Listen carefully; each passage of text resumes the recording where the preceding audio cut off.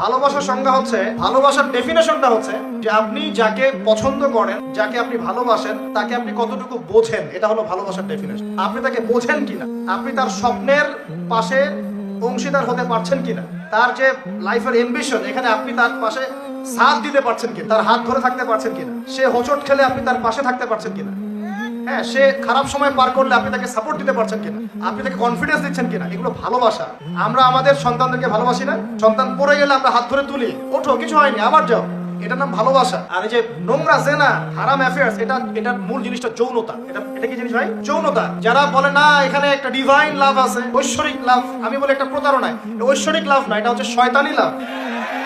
কারণ কি দেখেন, মনে করেন আপনি তাকে খুব ভালোবাসেন, সে আপনাকে অনেক ভালোবাসেন, তাহলে এখন তার সাথে দেখা করেন না, দেখাটা বন্ধ করে দেন, হাত ধরেন না, জড়ায় ধরেন না, শারীরিক সম্পর্ক করেন না।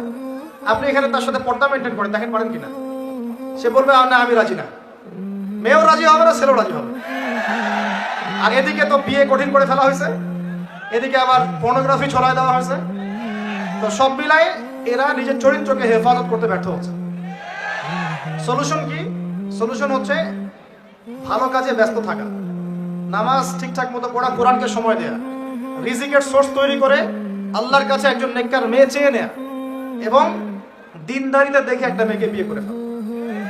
বিয়ে করবেন জাস্ট যখন আপনি কবুল বলবেন আল্লাহ পাকের কালিমাকে সাক্ষী রেখে, আপনি ফিল করবেন যে তখনই আল্লাহর পক্ষ থেকে এই অপরিচিত একটা মানুষের প্রতি আপনার একটা মহব্বত তৈরি হয়ে যাবে।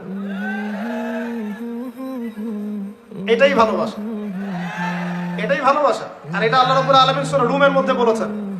সূরা রুমে আল্লাহ বলেছেন ওয়াজআলা বাইনাহুম মাওয়াজ্জাতা ওয়া রাহমা, আমি আল্লাহ তাদের মাঝখানে মহব্বত এবং ভালোবাসা সৃষ্টি করে দিই। আল্লাহু আকবার। আল্লাহ সৃষ্টি করে দেন।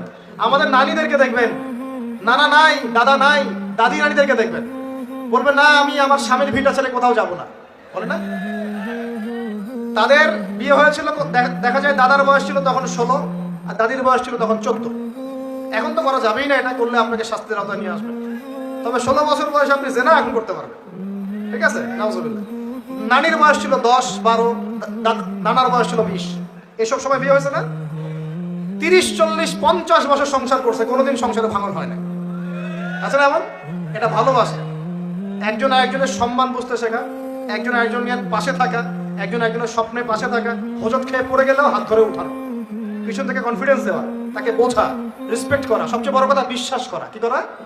ভিতর থেকে বিশ্বাসটাই হচ্ছে ভালোবাসার সবচেয়ে বড় নিদর্শন। বিশ্বাস নাই, এখানে ভালোবাসার কোনো দাবি নাই। তো যেটা আপনি মাদকে যেদিক দিয়ে গিয়েছেন, এটা একটা জেনার রাস্তা ছিল। কিসের রাস্তা ভাই? শয়তান আপনাকে নিয়ে গেম খেলেছে।